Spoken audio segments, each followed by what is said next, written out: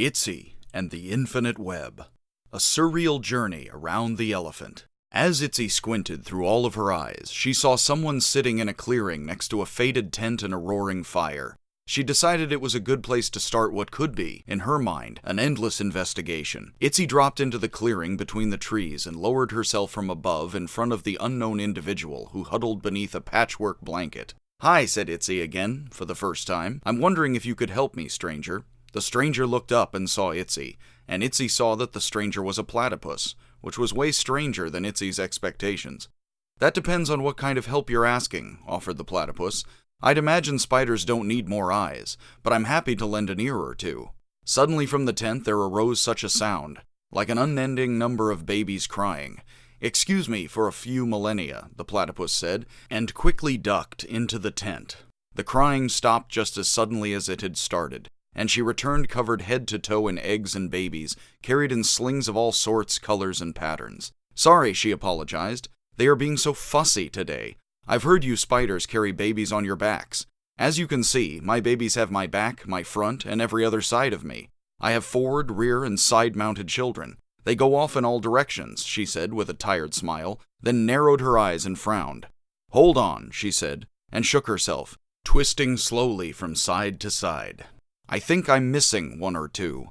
The multiple mother whirled around, and behind her Itsy could see a baby platypus making its way on all four flat feet as fast as it could, which wasn't very fast at all, towards the welcoming jungle. "Oh no you don't," she said, sliding her own flat foot under the infant, flipping the soon-to-be ex-escapee up into the air and catching it in one of her colorful slings alongside the others. "And no you didn't."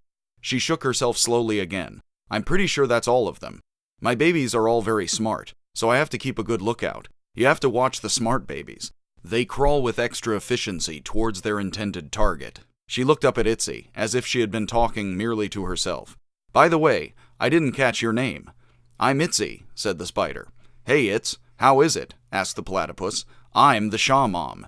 Itsy looked around the vast jungle surrounding them. "So, what do you do out here all together?" "I tell them stories," said the Shawmom. "Then I tell them stories about the stories. That takes up most of our time when I'm not foraging and they're not feeding. I just finished telling the story about the lizard that hatched from an egg and was all alone in the wide, dangerous world.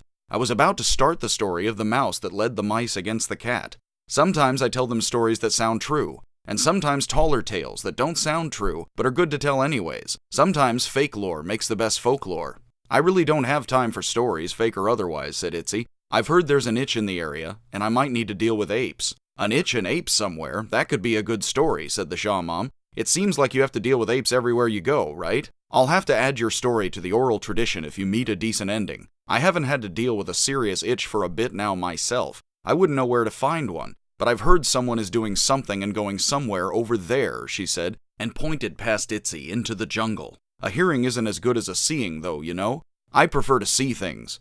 All kinds of things. I have visions, prophecies, ideas, and theories. Most of the time, I see the ways that things work or don't between things.